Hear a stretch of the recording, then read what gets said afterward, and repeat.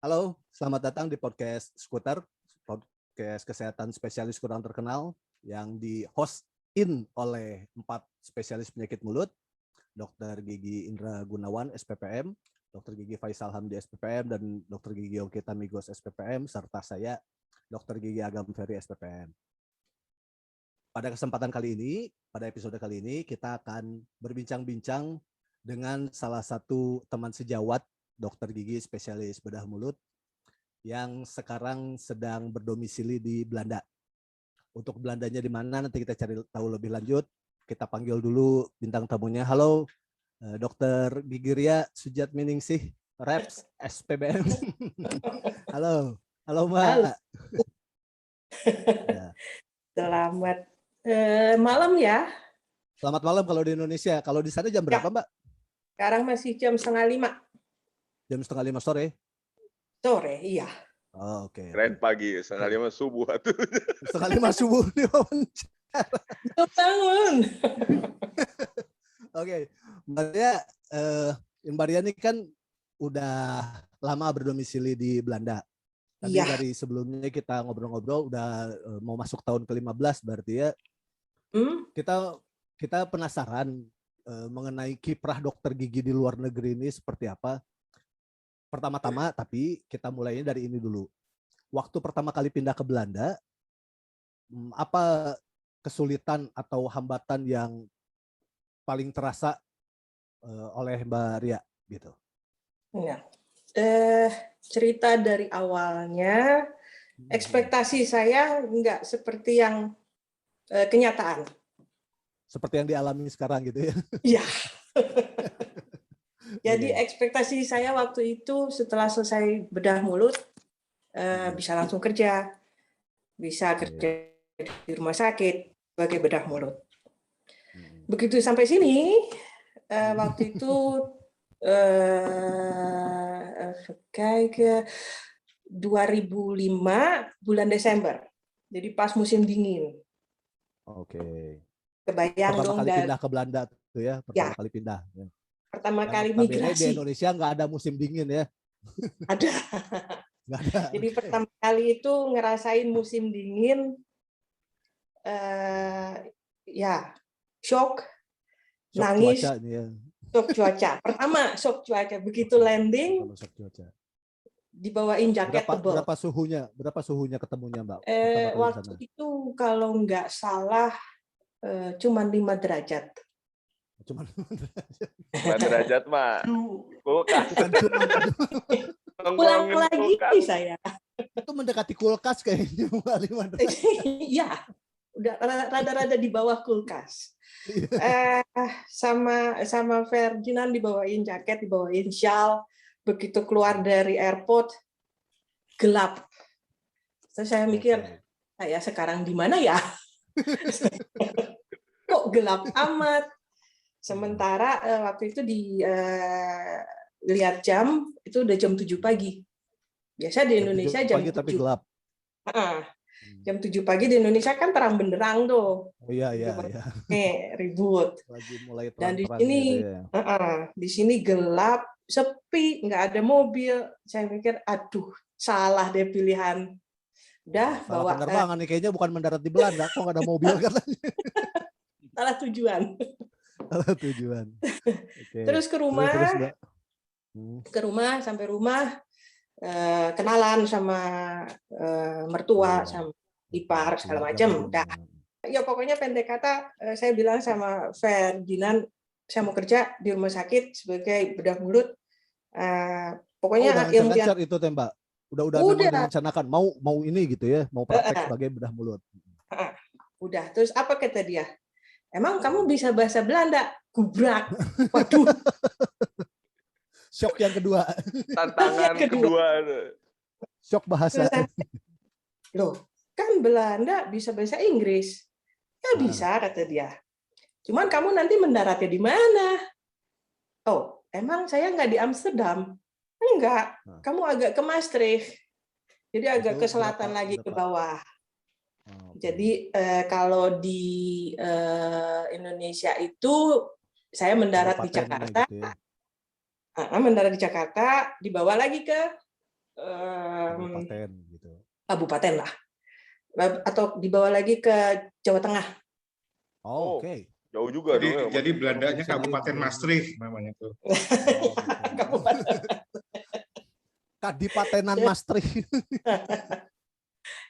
Terus di sana ya di provinsi ini bahasa Inggris emang agak kurang dipakai. Jadi Oke. mau nggak mau saya harus belajar bahasa Belanda.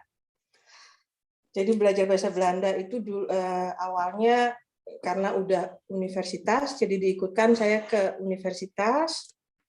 Masuknya selama 6 bulan intensif bahasa Belanda. Setelah sekolah harus tes dulu sebelum kita kerja. Tes Bahasa apa Belanda nih? Tes kayak bahasa bahasa atau tes skill? tes bahasa. Oh, tes bahasa. Belum. Oke. Bedah mulut masih jauh. Dengan les 2 bulan langsung harus ada tesnya dulu kalau mau kerja. 6 bulan bahasa. 6 bulan, Jadi 6 bulan. kayak TOEFL. Oh ya, oke. Nah, udah tes, udah bisa, udah dapet sertifikat. Terus saya bilang saya mau kerja. Ya. Dilihat sama si Fer, diliatin websitenya, syarat-syaratnya segala macam. Ternyata waktu itu tahun 2005 saya harus ngulang dari awal, dokter gigi. Hah? Ya. Penyesuaian ya gitu? Penyesuaian ya. untuk kerja? Nggak ada penyesuaian, harus ngulang dari awal. Jadi sekolah lagi ya? Semester 1 lagi gitu? Iya. Semester 1 SKG? Ya, wow. Semester 1 lagi. Ya, gua mau sekolah ke dokter gigi asal mimpi buruk, ini mesti 2 kali mimpi buruk gitu dengan sengaja. Yang ketiga. Buruk sekolah lagi kan? 3 kali ngulang ke dokter. Terus udah gitu dilihat semua harus ngulang, kata Ferdinand, pilihan ada di kamu. Kamu mau ngulang sekolah kedokteran 5 tahun. Nanti kamu mau ngambil bedah mulut 5 tahun lagi. Sebelum bedah mulut sekolah lagi juga. Sekolah lagi. Sebelum bedah mulut ngambil dulu kedokteran 5 tahun juga. Wow, 15 tahun. 20 tahun sama Indonesia. Enggak, tambah SP-nya enggak. Jadi 25 ambil sekolah. Oke, jadi mesti dari awal terus ngambil SP lagi. Pokoknya dari awal ikut tahapan yang di sini lah. Terus ya udahlah, saya bilang saya mikir-mikir dulu, saya bilang gitu. Ya, saya juga sambil cari jalan gimana caranya supaya kamu bisa kerja sebagai bedah mulut. Nah, udah dia tanya-tanya kemana-mana. Akhirnya dia bilang, ya rumah sakit memang butuh, tapi harus ada kalau di Indonesia yang ujian akreditasi, uji penyesuaian. Uji kompetensi. Nah, sebelum kompetensi kan saya harus sekolah dulu, harus ada ijazah. Kalau nggak ada ijazah dari sini nggak bisa. Ijazahnya harus dari Belanda untuk ikut uji kompetensi Belanda. Bukan Indonesia ya? Bukan Indonesia aja dikompetensikan dengan kemampuan di Belanda ya? Iya. Nggak diterima, Kang. Di sini nggak diterima. Uji kompetensi nggak diterima. Udah Iya, tahu kita uji kompetensi. Udah, kan dia tidak menerima. Tidak menerima dari luar cerita. Iya, bagus sih. Udah enak banget berarti Indonesia ya. Dokter luar negeri tinggal kompetensi aja penyesuaian jasa mereka tuh. Kalau mau kerja di Indonesia, waktu itu pas lagi residensi juga ada dokter yang dari luar tuh siapa? Dokter SPKGA yang di Bedah Enggak, juga masuk di kita juga ada, Kang. Buat ikut OKOK. Iya, tapi harus ngulang sekolah lagi. Kan di kita ngulang, kita ngulang ada satu. Asimilasi 2 tahun. Di kita ngulang itu. Ngulang itu Nova anak BM. Nova anak BM juga kemarin dia lulusan Jepang, dia ngulang BM-nya doang, cuman kagak dari semester 1-nya. Di Prise yang dari IPM juga ngulang dari Malai. Iya. Jadi yang itu tetap BM waktu singkat kan? Iya, BM ngulang dari awal, ya? Bro. Iya, BM beda-beda ya kebijakannya ya. Kebijakan baru tahu kebijakannya beda-beda. Belanda agak sadis juga ya berarti ya. Ini Tadi berlaku untuk semua atau negara tertentu? negara tertentu. Oh, Negara kita tertentu. termasuk negara Oh, berkembang. oke. Kita termasuk negara berbunga, jadi harus Iya. Karena kan bekas ini kita sama. tapi benar Mbak. Saya jadi ingat ini, waktu itu kan ada si Sander juga yang program pertukarannya ya. Saya ngobrol sama dia waktu di lab ITMKG Unpad. Dia tuh ngeliat slinger yang buat ngecor ini logam cor itu, buat yang kita ngepanasin itu dia bilang serasa ada makhluk purba lagi pakai slinger. Puas banget dia ketawanya. Kami udah gak pakai ini lagi kan, udah pakai mesin otomatis katanya kan. Iya. Oh my god. Benar. Tekan Tropos erectus lagi pakai slinger. Ini masuk nih. Maksudnya masuk tuh waktu bekerja di sana, apakah ada perbedaan teknologi yang cukup jauh nggak sih Mbak dengan Indonesia? Terasa asing lah gitu. Bukan teknik ya, bukan teknik, tapi lebih ke peralatan gitu misalnya. Peralatan standar sama ya, bor, scaler segala macam itu sama. Yang bedain itu mindset, terus penyakit mulut. Di sini udah nggak ada lagi yang namanya kanker atau yang abses kayak gitu, udah nggak ada. Jadi mereka datang itu kontrol setiap 6 bulan sekali, scaling, kontrol ke dokter 10 menit selesai pulang. Kalau misalnya jadilah pindah ke Belanda, Mbak. Kalau nggak ada lagi kasus-kasus penyakit mulut, Mas. Saya tadinya pindah ke Belanda, Mbak. Agak nggak guna kali ya jadi bedah mulut. Nggak ada abses, nggak ada tumor, nggak ada cancer. Jadi ngapain aja itu kontrol tuh dalam keadaan sehat mereka kontrolnya.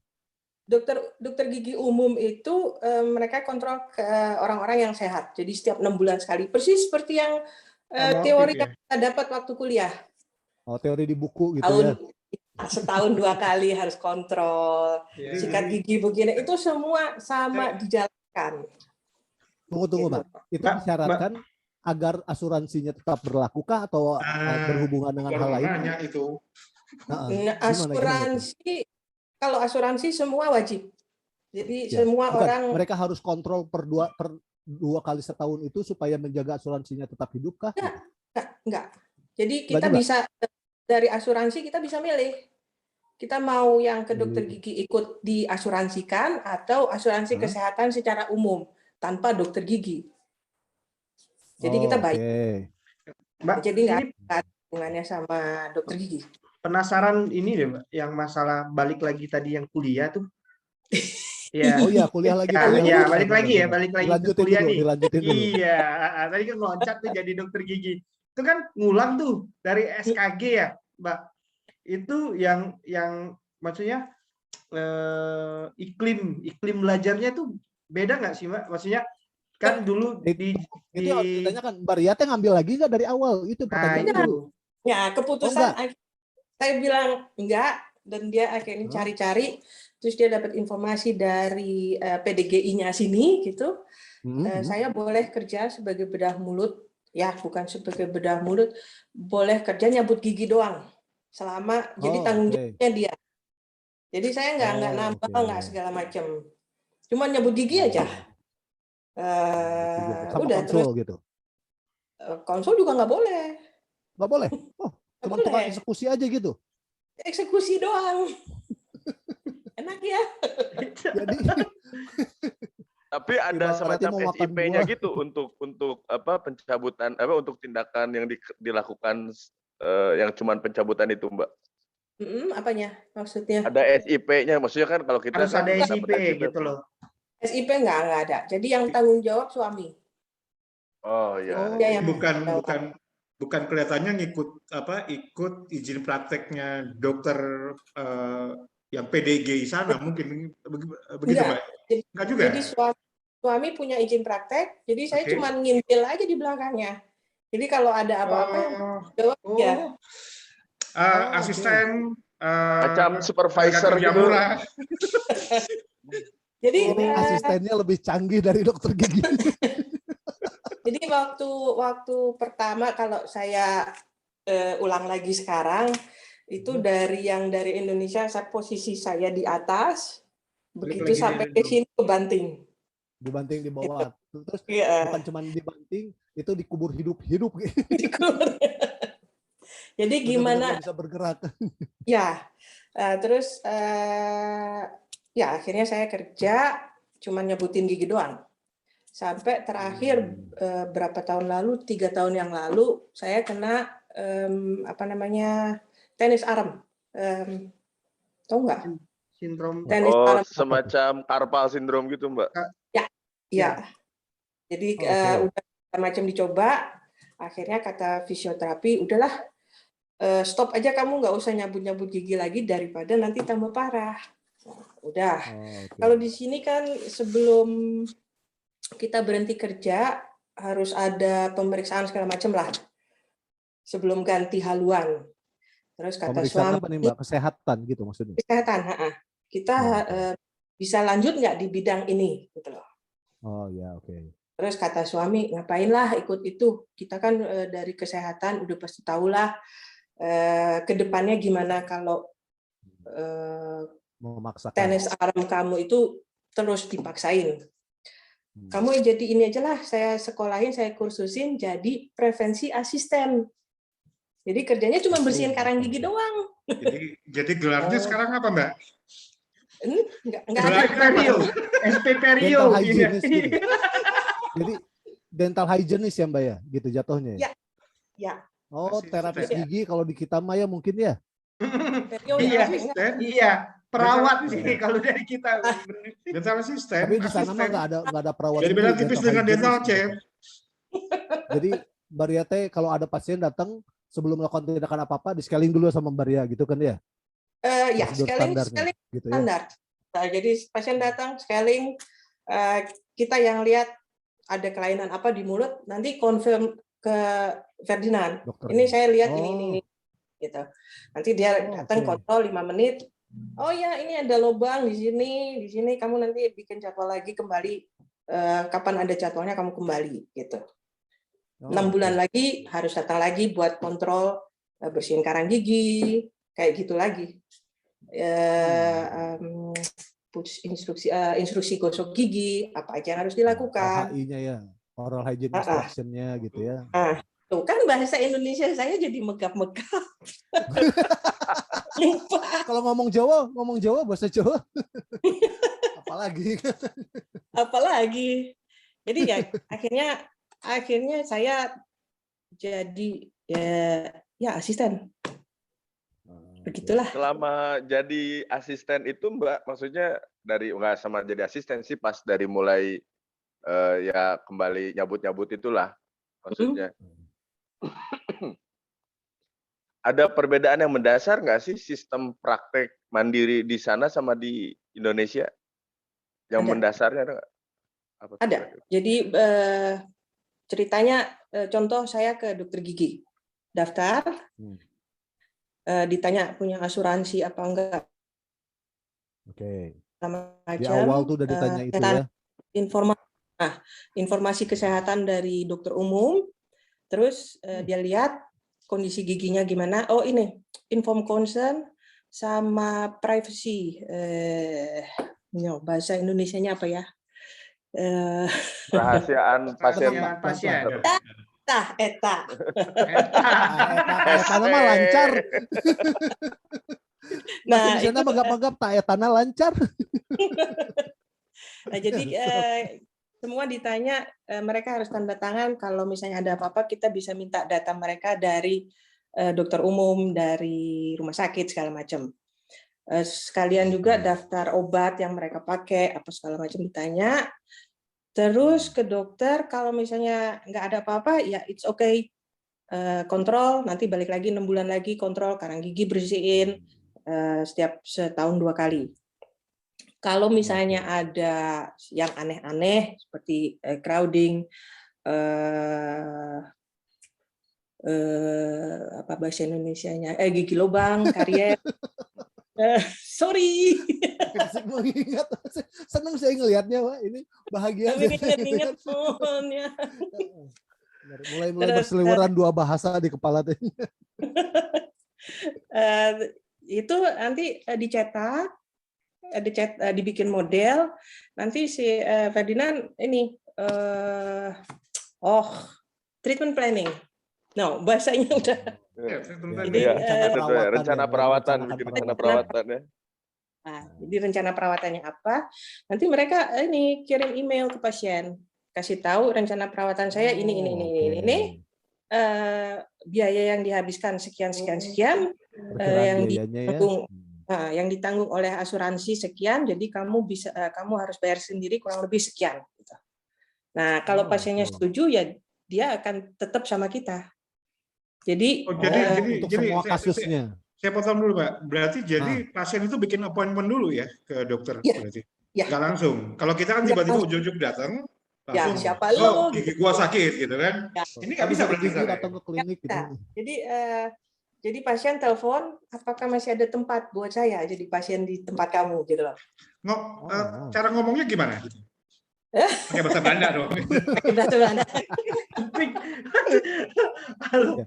Ini menarik Mbak ya. Yang tadi bahwa berarti kan seluruh sebelum tindakan berarti kalau kita kan kebalikan nih. Tindakan dulu baru ke depannya deretan itu. Sekarang itu kan di belakang gitu ya. Itu berarti kan pemasarannya juga teknik pemasaran juga beda ya, Bang? Mbak di sana. Pemasaran di sini beda sama di Indonesia. Kalau di Indonesia kan kita nggak boleh bikin reklame ya. Iya. Iklan. Iya. Reklame bahasa Belanda. Kalau di sini boleh. Jadi awal-awal mulai praktek, dia kebetulan praktek kayak zaman koas dulu ikut praktek gantiin dokter siapa. Nah di sini juga ada. Nah itu dia pasiennya dibawa. Terus dia bikin iklan di koran kayak gitu selama setahun kalau nggak salah. Itu boleh. Oh, di media boleh gitu ya? Media cetak elektronik boleh ya? Boleh. Okay. Gitu. Kita mah cuma papan 80 kali 100 berapa? 160. Artinya kan tetap link dengan asuransi itu harus ada. Artinya semua warga negara Belanda itu sudah pasti punya kan? Sudah pasti punya. Diwajibkan punya. Pilihan mereka diwajibkan punya. Termasuk pendatang kayak Maria gitu. Kita BPJS itu juga diwajibkan walaupun saya nggak punya. Ceritanya mah diwajibkan. Ceritanya. Jadi kalau untuk BPJS saya punya loh. Masih? Oh ya? Hebat. Saya nggak punya. Orangnya nggak di sana tapi asuransinya punya. Nggak apa-apa. Kalau balik ke Indonesia sakit gigi bisa pakai BPJS, Mbak, murah. Enak. Sakit gigi di Indonesia pakai dental assistant. Iya, kalau balik ke Indonesia udah jadi SPBM beneran lagi, nggak perlu. Beda lagi Bang, berarti kalau balik lagi uji kompetensi lagi. Gitu-gitu doang aja putar aja gitu. Udah pernah ada nanya-nanya nggak kalau ke Indonesia balik lagi bisa langsung SPBM-nya dipakai nggak? Digunakan bisa lah. Bisa. Coba tanyain dong. Belum nanya. Belum ada coba tanya ya? Oh belum. Bisa. Penasaran saya jadinya. Bisa kan? Nah. Itu bisa uji kompetensi dulu. Kan selama ini kan belum pernah punya apa? STR. Iya. Dari awal STR harus kompetensi lagi. Ujian bukan berarti aja. gelarnya nggak boleh dipasang ya, cuman untuk praktek butuh STR ya. Nah STR ini dia harus uji kompetensi dulu. Sama kayak kita kalau di daerah nggak pernah ikut seminar, nggak pernah apa, lupa ngumpulin SKP kan ujian lagi. Iya. Dia hanya sampai ujian kita, bukan sekolah. Soalnya penasarannya gini. Ini mah menuntut ilmu sepanjang hayat ya Mbak. Basicnya tuh Indonesia. Udah nggak mau lagi. lagi. Makanya Yongki nggak usah sekolah lagi. Udah capek. Kita sama Kang Igu pada niat mau ke Belanda Kang ya. Ya, hampir-hampiran. Dengar nggak ada kasus penyakit mulut mah nggak jadi. Iya, nggak jadi. Pindah. Nggak jadi. Kita ke Azerbaijan aja Ki, mungkin ada kasus penyakit mulut di sana. Ini balik lagi nih. Ini menarik nih Mbak yang masalah. Oh, pasien di situ cuman bukan cuman sih. Berarti kesadaran untuk merawat giginya kesehatan gigi dan mulutnya lebih baik. Bagus gitu. Tapi kalau misalnya itu pure nggak pernah dapat kasus yang abses atau yang yang benar-benar begini, oral kasus hygiene-nya kasus jelek. yang aneh menurut Iya, Maria yang pernah gitu ketemu loh. apa? Tapi di Indonesia itu sebenarnya lumrah. Abses ada 15 tahun saya dapat cuma sekali. Oh, Wah, Wow. menakjubkan, menakjubkan. oke.